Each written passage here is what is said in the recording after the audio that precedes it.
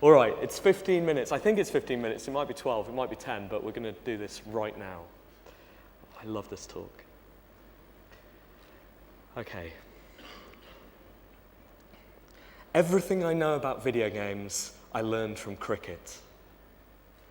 I'm 10 years old, sitting distant on the boundary, looking in towards the wicket. There's this flurry of activity as the bowler rushes in, but I barely move at all. My hands tense a little in the soft, damp grass. My eyes wander around the field, to my friends in the middle, to the parents behind the rope, to the sky. A plane drifts overhead. Where is it going? There's a fielding position in cricket called cow corner. It lies between deep mid-wicket and long on, which in the colourful, confusing vocabulary of the sport means a good distance from anywhere that matters. To field at cow corner is to stand near the boundary rope, waiting for a ball that will never, ever arrive, observing events on the wicket with the passive curiosity of a spectator. Or, if you're 10 years old and you're playing for the school team under duress, you don't even have to stand. You sit in the grass and you pretend to be interested, but your attention wanders.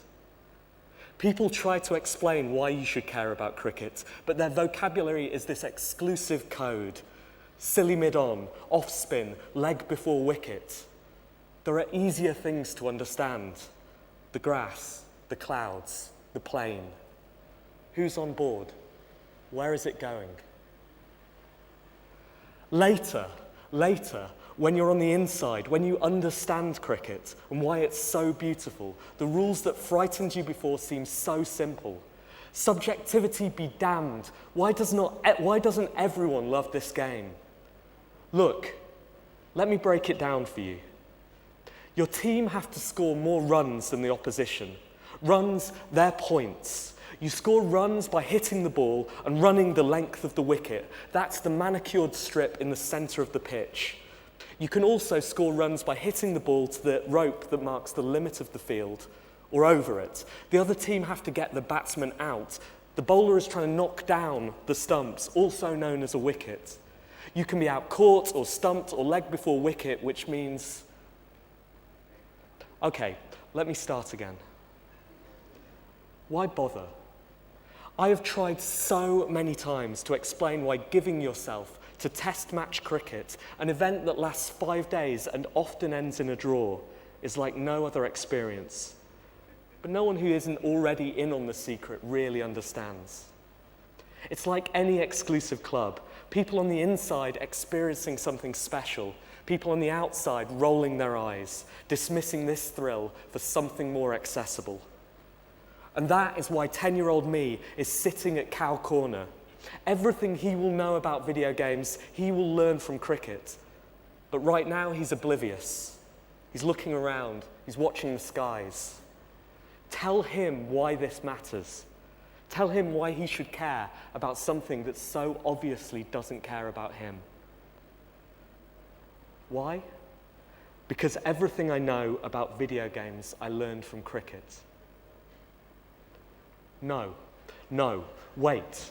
Everything I know about video games, I learned from dancing to commercially produced pop music in gay clubs between the years 2001 and 2006. This world is intoxicating in a cheerful, accessible sense, a playful, colourful environment where you get to be anyone and nothing counts. Thrills come often and are cheap and disposable. Past the bouncers, it is understood that you know the rules, but outside the bass thuds through the chipped paint stone walls and passers-by roll their eyes at the giggling queue. My first job out of university was writing about video games for Edge magazine, and that was my only job for 4 years. 6 months in, a colleague pinned a note above my desk that said, "I am the greatest writer of my generation." I was really embarrassed. I left it there. I'm more embarrassed by that. 18 months later, after one adolescent hissy fit too many, the magazine's publisher took me to one side and told me this: "You don't write truth, you don't write beauty, you write what your readers want to hear." On Friday nights, I went dancing to pop music, and it was there, not at my day job at Edge, that I learned everything that matters about video games. Here are the things that I learned. As the greatest writer of my generation, self-ascribed provider of truth and beauty, I wanted to write the definitive reviews, my words and numbers to be law. But I soon learned to hate those numbers and that arrogance. What foolishness. Everything worth anything is also subjective. Sometimes the dance floor fills up, and sometimes it empties, but there is a reason for every song. And that is the second thing that I learned. A song is a high or a low, and a group of songs form this kind of landscape. An evening is a complex, unpredictable narrative that ebbs and flows like a 5-day cricket match. The lulls define the moments of action. The emotional lows in the story shape the highs. But the author of the story is not an individual, though it's tempting for them to assume that it is. And that's the third thing that I learned. The DJ's job is not to rigidly define, but to control and to deliver an interactive narrative that pleases their audience. They are not independent writers any more than I was at Edge, trying to find ways to incorporate truth and beauty into something that was resolutely commercial. The DJ does not tell their own story. They watch stories evolve around them. They interpret a scene and choose the next record to construct the night. They listen to requests, they watch the dance floor fill up, and they watch the dance floor empty. They're not authors, they are problem solvers. So, grab a drink, sit by the boundary rope, and watch them seek those solutions. Lack of ownership should not belittle your profession, because it's an elegant thing to observe, reaction and counter, like watching a skilled player in a Street Fighter match. To some people, the landscapes they shape are alien, unrecognizable, but that's because they don't understand the rules. They're on the outside of the club, where things are different. All they can see are the taxis, the queue, the vomit. They can only see silhouettes. I am on the inside, and my God, it is fun, which is why everything I know about video games I learned from dancing to pop music in gay clubs between the years 2001 and 2006. Everything I know about video games, I learned from cricket. Everything I know about making video games, I learned from watching 54 episodes of Mad Men over the last 6 days as I wrote this piece. Mad Men is an American drama serial set in the 1960s and centered around an advertising agency on Madison Avenue in New York. The central protagonist of Mad Men is Don Draper, a handsome, charismatic creative director with a troubled past, running away, drinking and womanizing his way through every smartly scripted episode. If you are in a creative role at a company, a primal part of you likely aspires to be Don, respected, feared, and enormously talented. When I switched careers from writing about video games to making video games, I naively assumed that the only thing that had changed was the medium. I still wanted to create, to craft truth and beauty despite the obvious differences. But as a writer, I had near complete creative control over the things to which I put my name. As a video game creator, I became like Don, the creative director. My brief was to concept ideas and sign off on others' work. The work was no longer wholly mine, but I felt the essence was the same. There's this key line in Mad Men that has nothing to do with drinking or womanizing. Peggy, a copywriter and Don's protege of sorts, is furious that a client has rejected her idea. Don, an impatient man at the best of times, and dramas rarely deal with the best of times, loses his temper. "You're not an artist, Peggy. You solve problems," says Don. She might think that she's the greatest writer of her generation, but right now, right here, all that matters is keeping the client happy. And all that matters is paying the bills. In the long term, maybe the client is the audience, but in the short term, it's certainly the people who pay you. And that's true of all the creative people employed at video game studios anywhere, employed anywhere the money arrives before the work is complete. They're in creative roles, but in the main they are problem solvers, there to please clients, to obey the rules of the game and nothing more.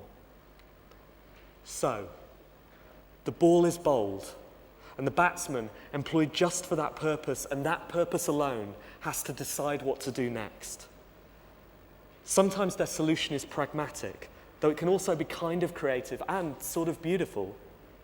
The pragmatism, protecting his wicket at all costs, has to come first.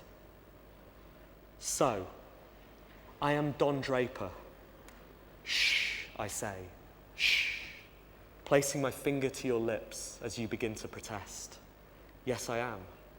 I am video games Don Draper, typing this slumped on my sofa in my underwear, brushing off the crumbs from half a packet of biscuits as I lean forward to swig from a near-empty carton of Tropicana orange juice with extra juicy bits, then leaning back and completing this sentence, telling you I am video games Don Draper. I am nominally a creative, actually a coward, and everything I know about video games I learned from watching 54 episodes of Mad Men, back to back over 6 days.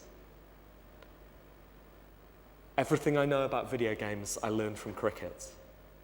And everything I know about playing video games I learned from moments playing video games, from discovering unexpected moments of creativity, like the reverse sweep, or the song you don't expect, or the key line in a US drama that makes you question the way you have lived your life. A few years ago, I was playing Grand Theft Auto Vice City, aimlessly wandering down the beach after some improbable carnage. The sun set over the city, one lighting routine faded into the next. My eyes fell on the silhouette of an aeroplane drifting across the ocean. Where is it going, I wondered? Who's on board? Are they looking out of their window at me? What are their stories? They have no stories. There is no window. There are no people. The plane is going nowhere, except to the horizon where it will glitch and it will disappear forever. But that moment took me, and it will stay with me forever. Someone made that plane. Maybe they were the greatest writer of their generation too, once. And they crafted some calm in this violence, a high next to the low, certainly not truth, but unexpected beauty. How do you explain what that feels like to someone who is on the outside? You can't. You have to try and bring them inside the club. And then, everything I know about video games, I learned from playing video games. A life spent inside this members club, a life well wasted. And everything I know about video games, I learned from playing cricket. The impenetrable exterior of the sport has softened in recent times. In the 60s, they invented the one-day game, and in 2003, 2020 was introduced. It's a form that can start and finish in just a few hours.